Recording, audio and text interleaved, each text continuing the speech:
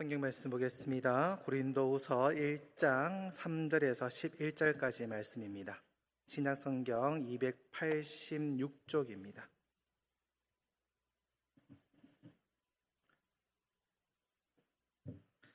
신약성경 286쪽 고린도후서 1장 3절에서 11절까지 말씀입니다.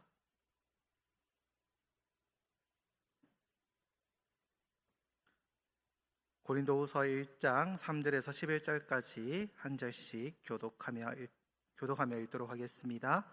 찬송하리로다. 그는 우리 주 예수 그리스도의 하나님이시요 자비의 아버지시요 모든 위로의 하나님이시며 우리의 모든 환난 중에서 우리를 위로하사 우리로 하여금 하나님께 받는 위로로서 모든 환난 중에 있는 자들을 능히 위로하게 하시는 이시로다.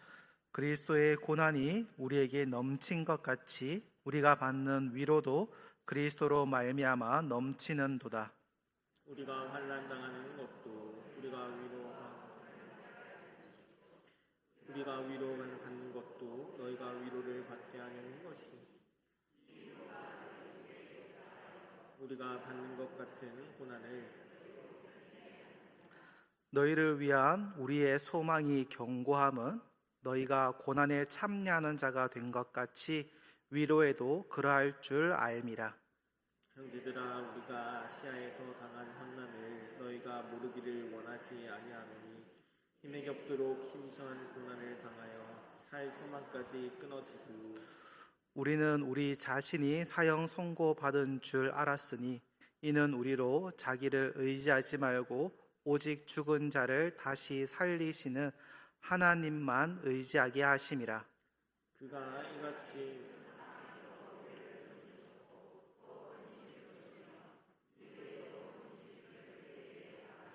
11절 함께 읽겠습니다. 너희도 우리를 위하여 간구함으로 도우라. 이는 우리가 많은 사람의 기도로 얻은 은사로 말미암아 많은 사람이 우리를 위하여 감사하게 하려 함이라. 아멘. 우리는 살아가다 보면 종종 이런 질문을 하게 됩니다. 왜 하나님은 나에게 이런 일을 허락하셨는가? 왜 나는 이런 고통을 겪어야 하는가? 왜 기도를 해도 문제가 해결되지 않는가? 사실 이 고통 자체보다도 고통의 이유를 알 수 없을 때 더 힘들어합니다. 아파도 이유를 알면은 견딜 수가 있습니다. 힘들어도 목적을 알면 버틸 수가 있습니다. 그러나 이유를 모르면 낙심하게 되고 때로는 시험에 들기도 한다라는 겁니다. 지난번 6월 3일 날 수요일에 고통이라는 제목으로 말씀을 전했습니다. 요한복음 9장을 통해서 고통의 말씀을 나누면서 사람들은 날 때부터 맹인된 사람을 보면서 저주받은 인생이다라고 얘기했습니다. 근데 예수님은 그 사람을 보고 다르게 이야기하셨습니다. 요한복음 9장 3절에 그에게서 하나님이 하시는 일을 나타내고자 하심이라. 사람들은 그 가운데 있는 고통, 그 앉아있는 그 맹인된 그것을 보았지만은 하나님은 그렇게 되었던 목적이 무엇인지를 이야기하고 있는 겁니다. 사람들은 현재의 모습을 바라보았지만 하나님은 그 사람을 통하여 나타내실 영광을 보았던 겁니다. 그런데 오늘 본문은요, 거기서 한 걸음 더 나아가고 있습니다. 고린도후서 1장에서 바울은 자신이 당했던 고난에 대해서 이야기를 합니다. 바울은 누구보다도 고난을 많이 당했던 사람이죠. 매를 맞고 감옥에 갇히고 배가 파손되고 질병의 그 연약함 속에 있었던 사람이 바로 사도 바울이었습니다. 그런데 당시 고린도 교회에 있던 성도들이 이 바울의 고난을 보면서 시험에 든 사람들이 있었다라는 겁니다. 정말 하나님께서 함께 하신다라면, 사도라면은 왜 저렇게 고난을 당하고 어려움을 당할까? 복음이 진짜라면은 왜 저 사람은 저런 질병을 안고 저렇게 살아가고 있는 걸까? 바울의 고난을 보면서 이 복음에 대해서 도리어 의심을 하게 되었던 거죠. 그러자 바울은 이 고린도 후서를 시작하면서 자신의 고난에 대해서 설명하기 시작합니다. 내가 왜 이런 고난을 당했는지 당신들은 아십니까? 하나님께서 왜 이런 고난을 나에게 허락하시는지 아십니까? 그리고 바울은 놀라운 사실을 이야기합니다. 고난은 나를 망하게 하기 위해서 주어진 것이 아니라는 겁니다. 고난은 하나님을 더 깊이 알게 하고, 고난은 내가 무엇을 의지하는지를, 살아가는지를 드러내면서, 또한 고난은 도리어 하나님께 더 가까이 나아가게 하는 통로가 된다라는 사실입니다. 어쩌면 여기 앉아 계시는 한 분 한 분들 다 각자의 고난 하나쯤은 가지고 오셨을 겁니다. 근데 오늘 말씀을 통해서 우리가 붙들어야 할 진리 하나가 있습니다. 뭐냐면은 오늘 제목이죠. 고통에는 뜻이 있다. 고통에는 뜻이 있다. 그럼 우리는 고통 때문에 시험에 드는 사람들이 아니라 고통 속에서 하나님의 뜻을 발견하는 그런 사람이 되어야 하는 겁니다. 오늘 바울의 고백을 통해서 하나님께서 우리에게 이 고난 가운데 어떤 뜻을 두고 계시는지를 한번 살펴보기를 원합니다. 첫 번째로 고통은요, 위로를 배우는 학교입니다. 오늘 말씀을 읽다 보면은 이상한 점이 있습니다. 뭐냐면은 3절에서 7절까지를 한번 쭉 보면은 유독 많이 반복되는 한 단어가 있습니다. 한번 보시겠습니까? 3절에서 7절까지 쓱 한번 보시면은 그냥 읽어보면은 바로 이게 왜 이렇게 많이? 한 번, 두 번이 아닙니다. 한 절에 한 번 이상씩 계속 반복되어집니다. 무엇입니까? 바로 위로. 위로라는 한 단어입니다. 3절에서 7절까지 정말 짧은 절인데도 불구하고 한 절에 한 번 이상씩 위로라는 단어가 계속 반복해서 등장하고 있습니다. 왜냐하면은 바울이 이 본문을 통해서, 오늘 말씀을 통해서 강조하고 싶은 것은, 핵심은 이 고난 자체가 아니기 때문입니다. 이 바울이 말하고 싶은 것은 이 고난 가운데, 고난 속에서 만나 하나님을 이야기하고 싶은 겁니다. 그래서 3절에 이렇게 말하죠. 자비의 아버지시요 모든 위로의 하나님이시며. 바울은 하나님을 여러 이름으로 말할 수 있었습니다. 창조의 하나님, 전능하신 하나님, 심판하시는 하나님. 그런데 사도 바울은 오늘 하나님에 대해서 모든 위로의 하나님이라고 얘기합니다. 왜냐하면 이 사도 바울이 고난 속에서 위로의 하나님을 가장 깊이 경험했기 때문입니다. 자신이 힘든 가운데, 어려운 가운데, 매맞는 가운데, 감옥에 있는 가운데, 파산되는 가운데 하나님이 그를 위로하시고 그를 세워주셨던 일이 있었기 때문에 그가 다시금 일어설 수 있었고, 그 하나님을 알기에 그가 이 말씀에서 고백하는 것이, 고난 가운데서 고백하는 것이 나를 위로하시는 하나님인 겁니다. 두 번째로는 고통은 우리로 하여금 예수님을 먼저 높이게 합니다. 고난이 찾아오면 우리는 먼저 이 문제에 집중하게 됩니다. 그래서 왜 이런 일이 생기는가? 왜 나에게 이런 일이 벌어졌는가? 이렇게 묻습니다. 그런데 사도 바울은요, 다르게 얘기합니다. 고난이 찾아왔을 때 내가 무엇을 붙들고 있느냐, 내가 무엇을 붙들고 살고 있는지를 보게 되었다라는 겁니다. 오늘 고린도후서 1장 8절을 다 같이 한번 읽어볼까요? 띄워주시면 같이 읽어보자. 시작. 형제들아, 우리가 아시아에서 당한 환난을 너희가 모르기를 원하지 아니하노니 힘에 겹도록 심한 고난을 당하여 살 소망까지 끊어지고. 여기서 사도 바울이 고백하고 있습니다. 그냥 자기의 상태를 솔직하게 얘기합니다. 살 소망까지 끊어졌다. 그러니까 더 이상 살고 싶지 않다 이 말인 거죠.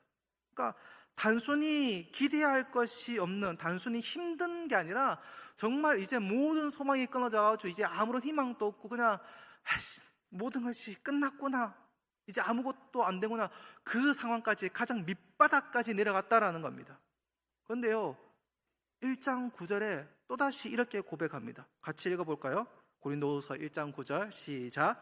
우리는 우리 자신이 사형선고를 받은 줄 알았으니 이는 우리로 자기를 의지하지 말고 오직 죽은 자를 다시 살리시는 하나님만 의지하게 하시니라. 바울이 놀라운 사실을 깨달았죠.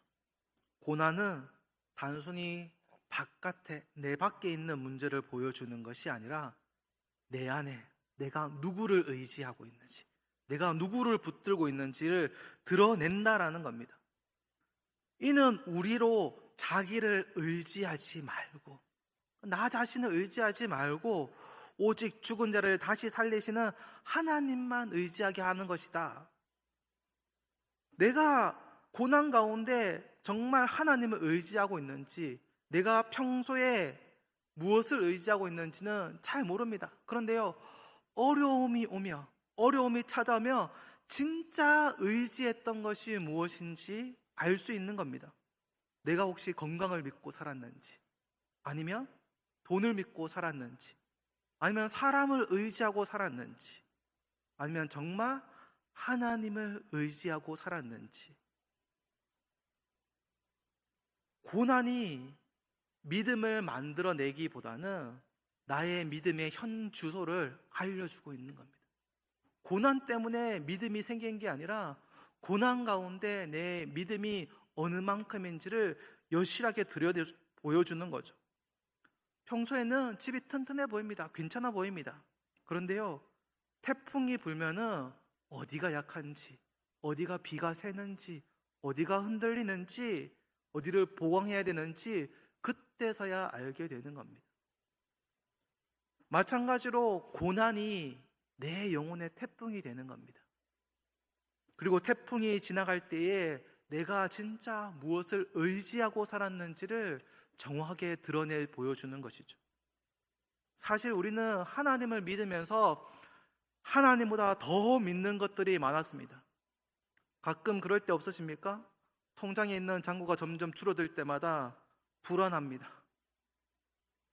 통장에 잔고가 한 몇백만 원, 몇천만 있으면은 무슨 일마다 하하 웃고 지나가는데, 잔고가 슬금슬금 줄어들었고 이제 0에 가까이 오니까 누가 뭐라도 뭐? 이러죠. 누가 그냥 통장에 돈이 많이 있을 때는 야 한턱 쏴라 그러면 그래 한턱 쏘지. 그러다가 통장에 잔고가 사라지면은 야 한턱 쏴. 뭐? 내가 무슨 돈이 있다고?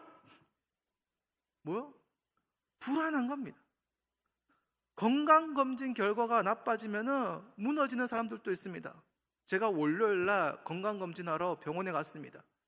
그러니까 수면 내시경 하면서 하는데, 저 하고 있는데 간호사 쌤이 지나가면서 얘기하는 거예요.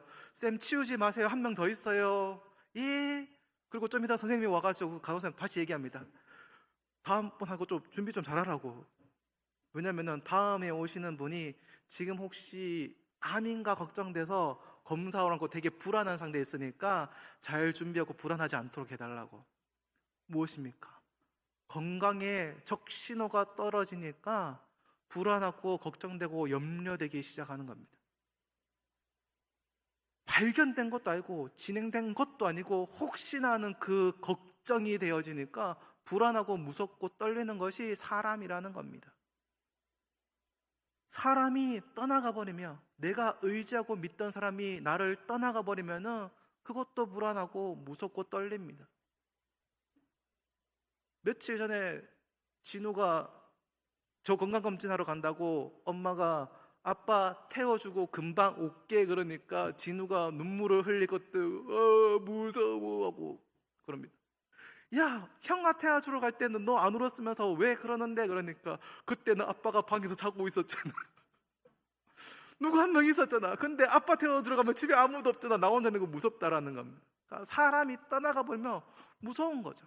그러니까 내가 누구를 의지하고 있는가? 사람이 떠나가 버리는 것만으로도 이 불안하고 무서운 것들 우리에게 있는 겁니다. 왜 우리에게 이런 일이 벌어집니까? 그것이 우리에게 안전이었기 때문입니다. 그것이 우리가 의지하는 의지처였기 때문입니다. 그래서 하나님은 사랑하는 자녀들에게 우리에게 이런 질문을 하십니다. 너는 정말 나를 믿고 있느냐? 아니면 내가 준 것을 믿고 있느냐? 바울은 바로 이 질문 앞에 서게 됐습니다. 그리고 결국 깨달았습니다. 내가 붙들어야 될 분이 그냥 환경을 바꾸시는, 나의 문제를 해결하시는 하나님 그 이전에 죽은 자도 살리시는 하나님이라는 사실입니다. 죽은 자도 살리시는 하나님. 믿음은요, 문제가 없을 때 드러나지 않습니다.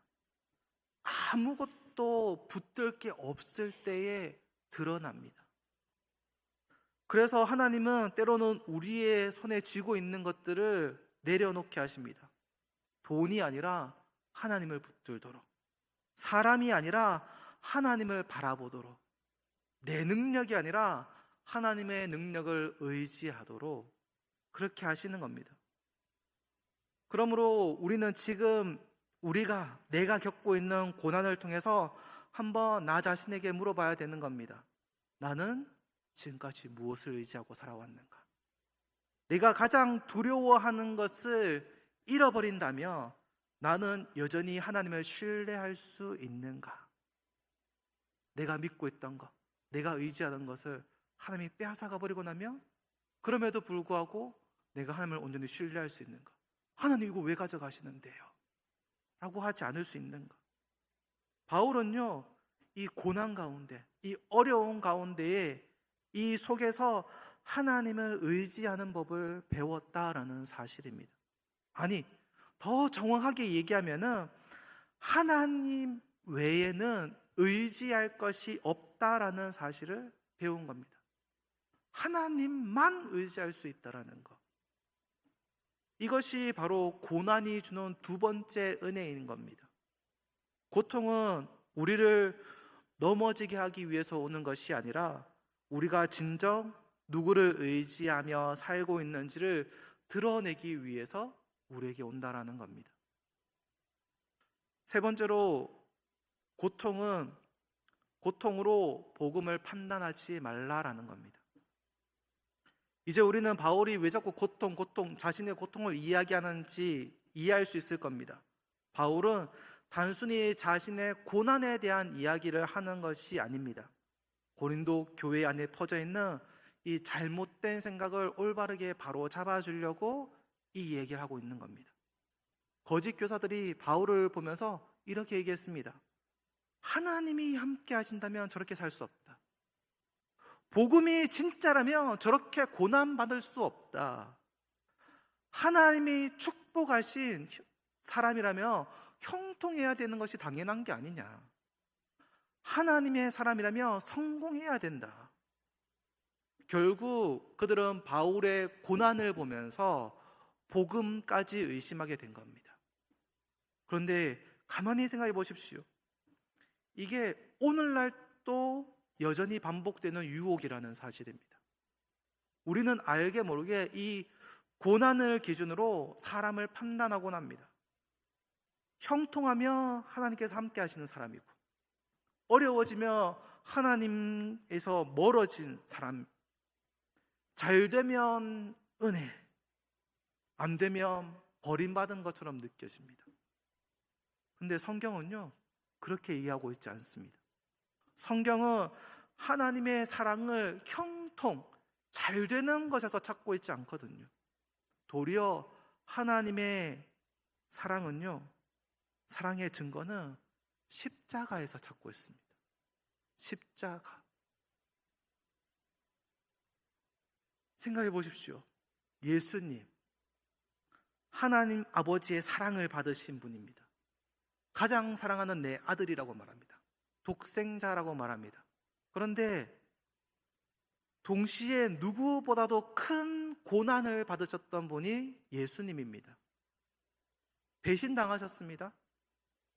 조롱당하셨습니다. 버림받았습니다. 십자가에 달렸습니다. 만일 고난이 이 버림받음의 증거라고 하면은 이 십자가를 설명할 수가 없는 겁니다. 근데 우리는 알죠. 십자가가 하나님의 버리심의 증거가 아니라 하나님의 가장 위대한 사랑의 증거라는 사실을. 고난이 하나님의 사랑의 부재를 얘기하는 겁니다. 고난을 당했다고 하나님께서 나를 사랑하지 않은 것처럼 느껴지기도 하지만 하나님은 여전히 나를 사랑하고 있다는 사실입니다. 오히려 때로는 하나님의 가장 깊은 사랑이 역사하는 현장이 바로 고난의 현장일 수 있다는 사실입니다. 고린도 교회는 바울의 상처를 보았습니다. 그러나 하나님은요, 바울을 통해서 세워질 교회들을 보았습니다. 고린도 교회는 바울의 눈물을 보았습니다. 그러나 하나님은 그 눈물을 통해서 위로받는 수많은 성도를 바라보았습니다. 고린도 교회는 바울의 연약함을 바라보았습니다. 그러나 하나님은 그 연약함 속에서 나타날 능력을 바라보고 있었다라는 사실입니다. 문제는 고난이 아니었습니다. 고난을 바라보는 시선이었던 거죠. 우리도 마찬가지입니다. 고난 자체보다는 더 위험한 것이 바로 이 고난을 잘못 해석하는 겁니다. 질병보다 더 무서운 것은 질병 때문에 하나님을 의심하는 겁니다. 경제적인 어려움보다 더 무서운 것은 경제적인 어려움 때문에 믿음을 잃어버리는 겁니다. 눈물보다도 더 무서운 것은 눈물 때문에 하나님을 오해하는 겁니다. 그래서 바울은 오늘 우리에게 말하고 있죠. 고통 때문에 시험에 들지 말아라. 고통 때문에 시험에 들지 말아라. 고통 때문에 복음을 의심하지 말아라. 고통 때문에 하나님을 오해하지 말아라. 시험에 들지 말아라. 의심하지 말아라. 오해하지 말아라. 왜냐하면 하나님은 여전히 우리를 위해서 일하고 계시기 때문입니다. 우리가 이해하지 못해도, 우리가 설명할 수 없어도 하나님은 여전히 그 선하신 뜻을 이루고 계신다라는 겁니다. 지난번 요한복음 9장의 맹인은 나중에서야 하나님의 뜻을 알았습니다. 바울도 고난이 지나고 나서야 하나님의 뜻을 깨닫게 되었습니다. 우리도 마찬가지죠. 지금은 이해 안 될 수 있습니다. 이해 안 될 겁니다. 이해하는 게 이상한 거죠. 그런데 우리가 너무나 잘 알고 있는 사실, 하나님은 결코 실수하지 않으시는 분이라는 사실. 하나님은 실수하지 않으시는 분이라는 것. 고난으로 하나님을 판단하지 마십시오. 고난으로 복음을 판단하지 마십시오. 고난으로 하나님의 사랑을 판단하지 마십시오. 오히려 우리는 고난으로 십자가를 바라보아야 하는 겁니다. 십자가는 어떤 상황에서도 변하지 않는 바로 하나님의 사랑의 증거라는 겁니다. 말씀을 좀 일찍 마무리하려고 합니다. 제가 이렇게 일찍 마친 적이 없었던 것 같은데, 지난번과 오늘 이 고난, 이 고통에 대해서 말씀을 드렸습니다. 요한복음 9장에서 예수님을 만난 그 맹인된 사람을 보면서 예수님은 말씀하셨습니다. 그에게서 하나님이 하시는 일을 나타내고자 함이라. 사람들은 이 맹인에게서 저주를 보았습니다. 그리고 불행을 보았습니다. 사람들은 이해할 수 없는 그의 인생을 보았습니다. 그런데 예수님은 이 고통 속에 숨겨진 하나님의 계획을 보고 있었습니다. 그리고 오늘 고린도후서 1장에서 바울은 이 고난을 설명하고 있습니다. 하나님께서 고난을 통해서 자신을 위로의 통로로 만들었다고요. 오직 하나님을 의지하는 사람으로 나를 만들어가고 있다, 빚어가고 있다라고 고백합니다. 결국 요한복음 9장과 고린도후서 1장에게는 우리에게 공통적으로 말하고 있는 것이 있습니다. 고통은 하나님의 부재, 하나님의 없으심, 하나님이 우리의 신경을 꺼버린 그런 것들이 아니라는 겁니다. 오히려 하나님께서 일하고 계시는 현장이라는 사실입니다. 우리는 종종 이렇게 생각하죠. 하나님이 함께 하시면 왜 이런 일이 벌어졌을까? 하나님이 사랑하시면 왜 이런 고통을 허락하실까? 그런데 성경은요, 정반대의 이야기를 하고 있습니다. 우리가 너무나 잘 알고 있는 요셉은요, 감옥에서 하나님을 만났습니다. 감옥에도 함께 하신 감옥에서도 하나님과 함께 했습니다. 다윗은 광야에서도 하나님과 함께 있었습니다. 바울은 환난 가운데 매 맞고 감옥에 갇히고 배가 파산하는 그 가운데 하나님과 함께 있었습니다. 하나님이 그들과 함께 있었던 겁니다. 그리고 무엇보다도 십자가와 함께 하나님이 계셨다라는 사실입니다. 우리가 믿는 하나님은 우리에게 고난이 없는 인생을 약속하신 분이 아닙니다. 고난 가운데 함께 하시겠다라고 약속하신 분입니다. 그래서 성도의 믿음은요, 고난이 없어서 생기는 믿음이 아니라 고난 가운데서도 하나님을 신뢰하는 믿음이라는 겁니다. 그래서 어쩌면은 오늘 이 자리에 계신 성도님들 가운데도 각자의 십자가를 지고 있을 겁니다. 가지고 있을 겁니다. 병상에 긴 시간을 보내신 분도 있을 것이고, 자녀 때문에 눈물을 흘리는 부모님들도 있을 겁니다. 가정의 문제, 경제적인 문제, 관계의 문제 때문에 마음이 무너지신 분들도 있을 겁니다. 그러나 이 말씀을 기억하시길 원합니다. 지금 이유는 다 알 수 없어도, 지금 그 뜻을 다 이해할 수 없어도 하나님은 결코 실수하시는 분이 아니라는 사실입니다. 하나님은 여전히 지금 또 일하고 계시는 분이라는 겁니다. 하나님은 여전히 우리를 다듬어 가고 계시는 분이라는 겁니다. 언젠가 하나님 앞에 설 때에 우리는 이 바울처럼 고백하게 될 겁니다. 이 고난이, 이 어려움이 나를 하나님께 더 가까이 나가게 만들었습니다. 이 눈물이, 내가 흘린 이 눈물이 나를 더 깊은 믿음으로 인도하였습니다. 이 아픔이 나를 하나님의 사람으로 만들었습니다. 고통에는 뜻이 있습니다. 그러므로 고통으로 시험에 들지 마십시오.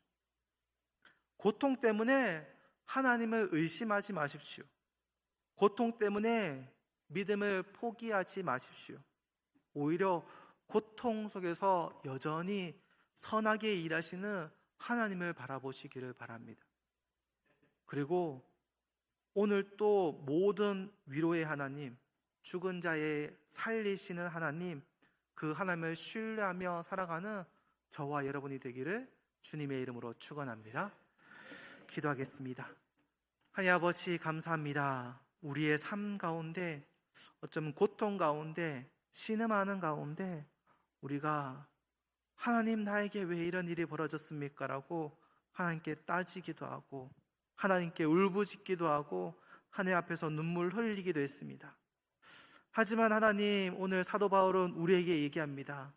이 고난, 이 문제, 어려움에 집중할 것이 아니라, 그럼에도 불구하고, 그런 일이 있음에도 불구하고 여전히 일하시는 하나님, 실수하지 않으시는 그 하나님을 바라보라고 우리에게 말하고 있습니다.